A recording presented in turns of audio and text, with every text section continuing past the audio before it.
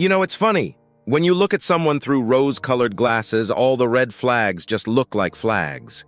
So my 26F wife, let's call her M, cheated on me 27 male with a friend of mine, also 27 male. Let's call him J for the story's sake. A bit of backstory. We met when I was 22 at another friend's wedding. She was a good friend of the bride and I the groom, and they sat us at that table so we would get together. When I first seen her, I was completely taken aback by how beautiful she was. And when she sat down and we began to talk, we found out we had a lot of things in common. We clicked instantly. We talked for a while, ate the dinner, and went to the dance floor. We danced and drank through the night. We ended up kissing in the middle of the dance floor, and when we pulled away, our friends, the bride and groom, came up to us and asked what was up between us. They were really excited to play matchmaker. We just shrugged it off and carried on with our night. We left not exchanging numbers, but about a week later, I got a text from her asking me out. Bride gave her my number. I, of course, said yes, and it turned into a relationship. The relationship was great, other than small arguments. We never really fought, and it was never anything really serious. I eventually asked her to marry me about 2 years into us dating, and we were married less than a year later. We were married for a little more than a year when it all came crashing down on me. Just before our first anniversary, there were little things that were irritating me.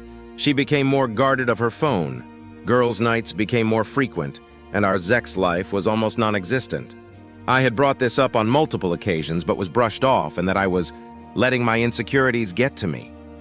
She would continue to go on as if what I felt and tried to communicate didn't matter to her, so I became colder and colder. I stopped giving her a goodbye kiss as I left for work, and unless it was something important, we hardly spoke. One night while she slept, I took her phone and laptop and skimmed through her texts, emails, and messenger apps and found nothing. And from reading stories on here, I checked her car. I grabbed her keys and looked in her car and found a second phone. I knew in that instant what was going on, but I wanted all the evidence for when I called her out. I didn't want her to say something like it had only happened once or anything stupid like that. I looked through the phone and found only one number. I read through every message, connected the phone to my computer, printed out every message and every photo, and spent the night researching divorce lawyers. I spent hours of my day in my at-home office reading bios of lawyers and found one that I liked and emailed him, but as it was a Saturday, he wasn't in the office. I then wanted to know who the guy was, so I grabbed my phone, typed the number I wanted to call, and pretended I was Spectrum, because who doesn't have Spectrum, but Jay's contact popped up. It took me a minute to put 2 and 2 together, but when I did, I blew up. I was yelling and cursing in my office, and my wife opened the door to check on me, but when I saw her, I told her to get the hell out. She closed the door and went to our room. I had never cursed at my wife or raised my voice above a normal volume. All day I never left my office. I was just silently raging and glaring at the wall. I called one of my friends, the groom from the wedding, and told him I needed to go for a drink and asked if he'd come with me. He must have heard something in my voice because he asked if I was okay. I told him I wasn't and I really need to drink. So without a word, I took all the printouts and left to go to the bar.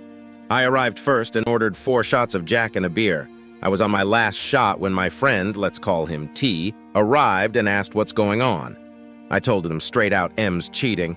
He gave me sympathy and I asked if he wanted to know with who and told him it was Jay. He became visibly irritated. He was the one that introduced me to Jay and all he could say was, "I'm sorry," over and over. Jay and I were never super close. We wouldn't ask one another to hang out, but if we saw each other at a get-together, we were friendly. I told T don't mention this to anyone as I had just found out, and I haven't even spoken to M or a lawyer yet.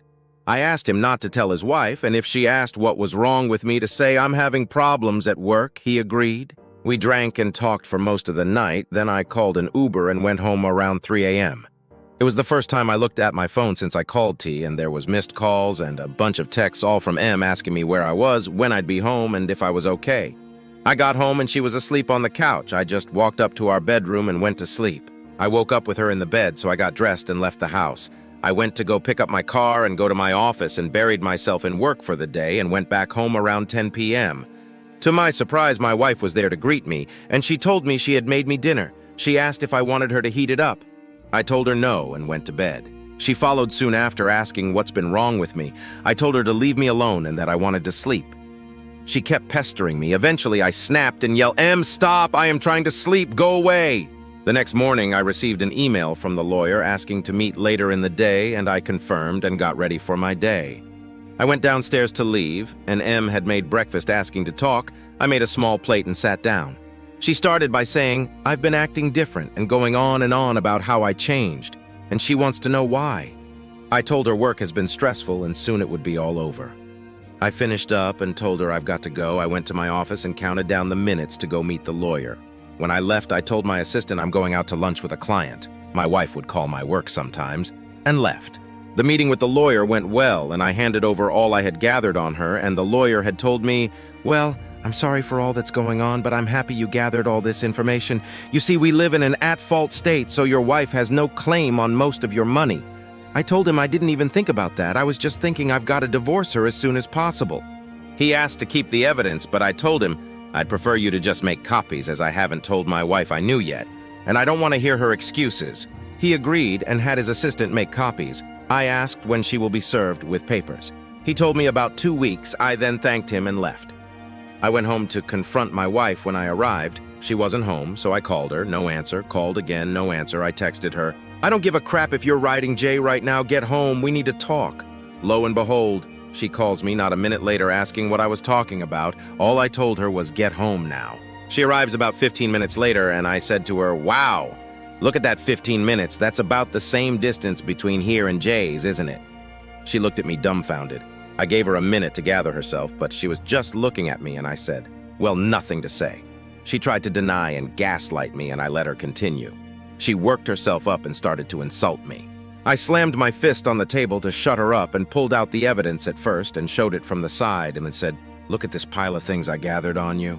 Then I showed her each printout at a time.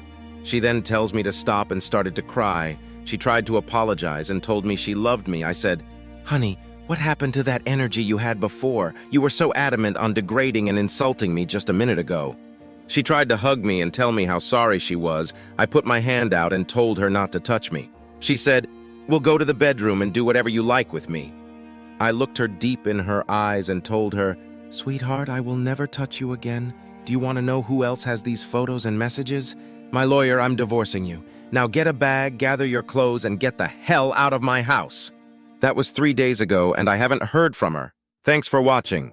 If you enjoyed this story, give it a thumbs up and share your thoughts below. We'd love to hear from you.